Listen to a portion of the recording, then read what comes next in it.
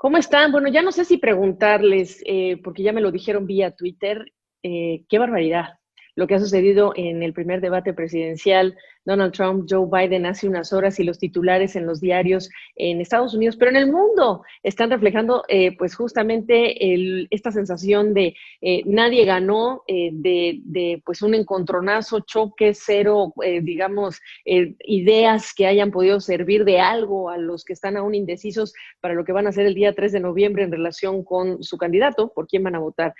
Bueno, pues también estuvimos hablando de este tema con nuestro invitado, con Julio Sevilla. El profesor Julio Sevilla está en la Universidad de Georgia, pero también tiene especialización, es profesor de economía y con especialización en marketing y análisis político. Oye, ¿qué te digo? Mudslinging, chaos, chaotic, caótico, etcétera. Dame tus primeras impresiones.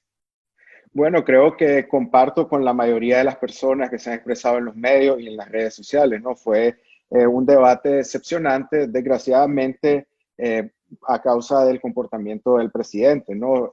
Los debates deben ser de manera caballerosa, respetando las reglas, y el presidente con frecuencia se extendió en su tiempo, pero también de manera continua interrumpió a Joe Biden. Es normal en los debates que haya ciertas interrupciones, pero con cierto nivel de diplomacia y mesura. En el caso de él, bueno, se decidió como estrategia que iba a tomar todo el tiempo de Biden y no lo iba a dejar transmitir su idea, y eso, a pesar que de contenido no vimos nada nuevo, como decía, en cuanto a forma, él no se ayudó, porque mucha gente podrá compartir algunas de las ideas del presidente, sin embargo, su estilo no le gusta, y me parece que esto fue una versión amplificada de lo que hemos visto anteriormente, tal vez por su posición en la encuesta, y me parece que sí, tal vez en contenido no hubo un ganador, pero algunas de las encuestas, incluso una hecha por CNN ayer, muestran a Biden ganando el debate 60% a 28% por la forma, ¿no? Creo que el presidente se derrotó él mismo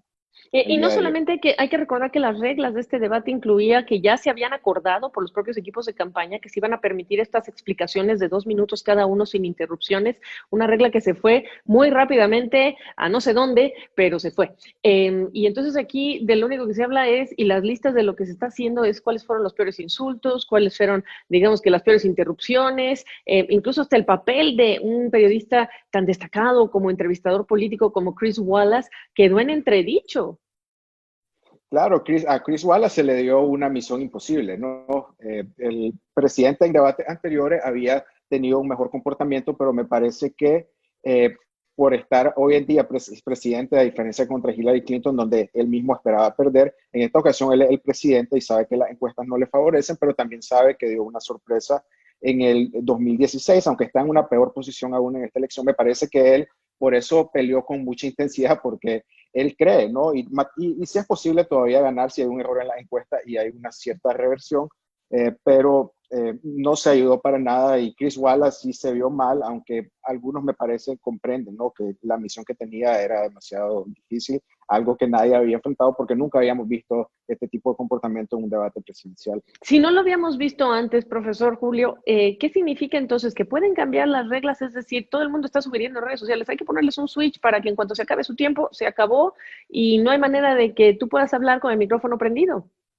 Sí, me parece que la campaña de Biden cometió un error el día de ayer, inmediatamente después del debate, en decir que él iba a estar en los siguientes dos debates. Sí sería un error decir no voy a seguir, pero me parece legítimo, y la mayoría de la audiencia estaría de acuerdo, en especial los indecisos, si él dijera sí voy a seguir debatiendo porque es importante, es parte de la democracia. Sin embargo, el presidente tiene que seguir las reglas, tiene que apegarse a su tiempo de 2 minutos, tiene que también no interrumpir constantemente, y pueden demandar que se apague el micrófono, ¿no? Eso es algo que se estaba mencionando, que después de cierto tiempo, sencillamente, tal vez unos 5 o 10 segundos después, se apague el micrófono. Entonces me parece que al decir que sí van a estar en el próximo debate, perdieron cierta capacidad de negociación, aunque no me sorprendería si revirtieran un poco su posición y dijeran tenemos que hacer cambios para el próximo debate, que será en alrededor de 2 semanas. La próxima semana tenemos debate vicepresidencial.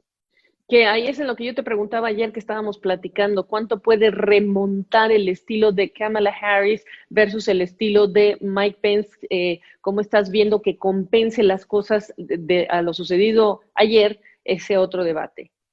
Me parece que va a ser un debate muy interesante. Ambos son muy talentosos desde el punto de vista político, tanto Kamala Harris como Mike Pence ha demostrado ser un político sumamente hábil. La desventaja que tiene es el récord, ¿no? Que actualmente tenemos más de 200,000 muertos por el coronavirus.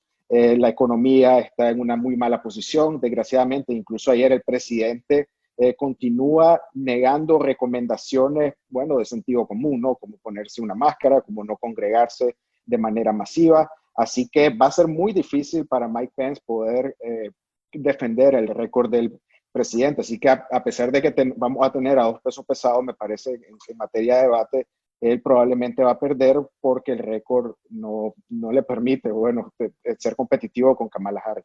Por supuesto. Oye, te cuento que los mercados financieros antes de la apertura, pues reflejaban que una parte del mensaje del presidente Trump está exacerbando las preocupaciones y es lo que pasaría después del 3 de noviembre y si la transición es o no es, pues smooth, suave, normal en la historia de los Estados Unidos. No se había dado este mensaje que está repitiendo Trump y su hijo, por cierto, uno de sus hijos, Sí. en relación con que habrá un gran fraude electoral porque se trata de votar pues por correo postal, las boletas que van a llegar por correo postal. Trump ha dicho esto antes en 2016. No obstante, tienes la pandemia, tienes la imposibilidad de millones de personas de no querer salir por no contagiarse o el riesgo, y tienes esta polarización. Este mensaje de Trump, eh, ¿tienes tú la impresión primero de que va a generar alguna consecuencia, a diferencia de lo que pasó en 2016 por cómo están las cosas? Pero también, en segundo lugar, ¿le quita o le suma puntos en lo que son las encuestas ese tipo de mensajes? Creo que hay una diferencia muy importante entre lo que pasó en el 2016 y en el 2020. En el 2016 Donald Trump no tenía un cargo popular. Hoy en día es la persona más poderosa del mundo y no solamente se trata de su retórica en decir no voy a reconocer el resultado, se van a robar las elecciones, a pesar que no haya mayor fundamento para decir esas cosas. El problema hoy es que él puede tener incidencia en el proceso y la está teniendo. No sé si la audiencia sabe, por ejemplo, lo que está pasando con el correo, ¿no? Que Trump durante años ha venido atacando al correo diciendo que no son un negocio lucrativo, cuando el propósito del correo no es ser un negocio, un servicio para la población. Entonces, él con esa excusa puso a uno de sus principales operadores políticos y recaudadores de fondos a la cabeza de esta institución y se han venido dando unos cambios en los últimos meses, quitando, bueno, maquinaria para procesar correo, para hacerlo más lento, algunas de las cajas de correo. Ayer en Time hubo un reporte que decía que en agosto, de manera aparentemente arbitraria, 1.8 millones de cambios de residencia no fueron reportados, y eso es porque generalmente esto pasa en la ciudad grande entre la gente más joven y es una manera de que no le lleguen boletas a las personas. Además, como mencionaba, pues tenemos la pandemia, es totalmente legítimo que la gente quiera votar por correo. Ya hemos estado viendo los números récords. Hay un profesor en la Universidad de Florida que ya reporta 1,5 millones de personas que ya votaron Sí. por correo. Entonces, bueno, tenemos la pandemia y él está tratando de poner el correo más lento y tratando también de parar el conteo el día de las elecciones, porque él probablemente puede estar arriba en muchos estados el día de las elecciones y va a decir, ya gané, no vamos a seguir contando, porque según las encuestas y los reportes, la mayoría de los demócratas, por el mayor temor a la pandemia, van a votar por correo y ahí es donde puede haber cierta maniobra. Así que sí me parece que es muy preocupante y los medios de comunicación tienen que seguir reportando lo que está pasando, ¿no? En cuanto a disputas legales en los diferentes estados para que no se cuenten esos votos, pero también las maniobras que se están dando en el correo. Y desgraciadamente, como mencionaba, ¿no? El discurso del presidente, que bien sabe que la gente legítimamente está votando por correo, pero él dice que son votos falsos porque sabe que la mayoría no son a su favor.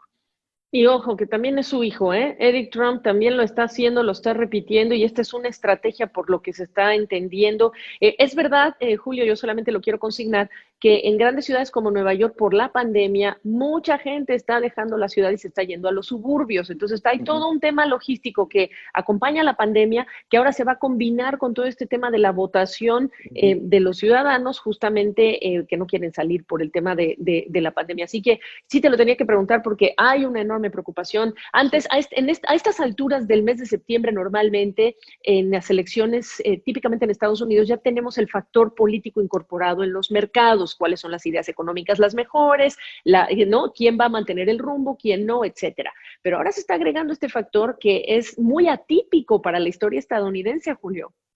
Sí, porque estamos hablando de un escenario donde la democracia de Estados Unidos es vulnerable y ya desgraciadamente se está tomando la mentalidad de algunos de nuestros países, ¿no? De que hay que ganar por 5% o más para poder tener una transición, cuando no debería importar pues el resultado en un país tan desarrollado como Estados Unidos. Se debería respetar. También tenemos el problema del mapa electoral, ¿no? Que inyecta mucha incertidumbre porque Biden está arriba 7, 8 puntos a nivel nacional. En Estados Unidos es muchísimo eso.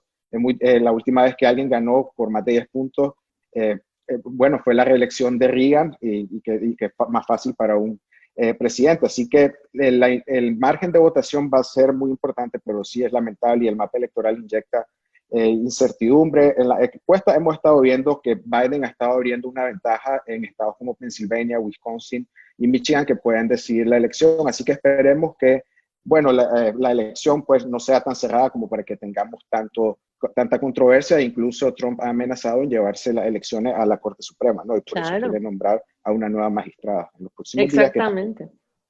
Exactamente, no, perdón, no te quise interrumpir. Exactamente, ha justificado esta movida de la jueza, justamente su candidata, por lo que para él sería una herramienta importante para definir la elección presidencial.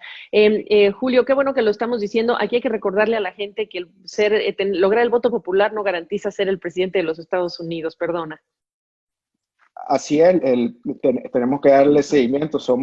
A pesar de que somos vistos por ser una democracia muy fuerte, hoy en día tenemos esta amenaza, pero también el hecho de que uno puede perder por millones de votos y aún ganar, ¿no? Pasó con Hillary Clinton en el 2016, ella sacó 3 millones de votos más que Trump, pero perdió el mapa electoral porque entre estados Trump le ganó por 0.7% o menos, pero esa fue una elección bastante cerrada, pero que transcurrió con normalidad. Hoy en día me parece que, bueno, ya lo están viendo en realidad, ¿no? La situación del correo, las amenazas del presidente, así que no hay seguridad de que el proceso vaya a ser estable, como hemos tenido en toda la Exactamente. historia de este país. Exactamente, preocupante, ¿eh? Bueno, y ya para cerrar, pues encamínanos a lo que es la siguiente oportunidad de estos dos hombres de hablar, si es que se pueden hablar y hablarle a la gente en particular, no entre ellos. ¿Qué estás viendo distinto? ¿Qué estás viendo que va a cambiar por lo que vimos anoche? Asumiendo que, bueno, haya debate que probablemente va a haber, me parece que el presidente también se hizo daño él mismo, ¿no? Él está perdiendo la elección, a como hablábamos, a él sí le interesa debatir con Joe Biden y le interesa que el público vea el debate. Una de las cosas que voy a estar más interesado hoy por la tarde o mañana por la mañana son los números de Nielsen. Primero, comparar la audiencia inicial con los números que hablábamos ayer, 84 millones, que fueron un récord. Creo que puede ser un poquito menos, pero que va a ser muy bueno. Pero también quiero ver qué pasó después de 15 minutos, qué pasó después de 30 minutos, porque las personas, según se vio en las redes, y uno puede, bueno, simpatizar con eso, empezaron a dejar de ver el debate y eso es muy malo para el presidente porque está en desventaja. Él quería vender su agenda y su idea y no solo le afectó ayer, pero creo que en los debates siguientes puede haber menos audiencia. En la elección pasada la audiencia cayó casi 50% del primer debate al segundo. En esta ocasión puede pasar más y como dicen los expertos, cada día que pase las cosas no cambian. Es un buen día para Biden porque está arriba, así que el presidente se hizo daño y va a haber mucho interés qué pasó con la audiencia, pero también qué va a pasar en cuanto a la audiencia. Yo no esperaría que el presidente cambie mucho su comportamiento. Me parece que lo mejor que podría hacer es tratar de ser más presidenciable, tratar de vender su idea. Hay algunas personas en la población, incluso algunos moderados, que están de acuerdo con las cosas que él dice, pero su estilo no el mejor, pero creo que ayer se hizo mucho daño, no solo ayer, sino para los siguientes debates. Interesante. Bueno, pues mil gracias por primero prepararnos ayer y hoy ya decirnos todos juntos este corte de caja de lo que se vio anoche y lo que esperaremos para la próxima semana y por supuesto el siguiente entre ellos dos. Gracias, profesor. Un placer. Igual.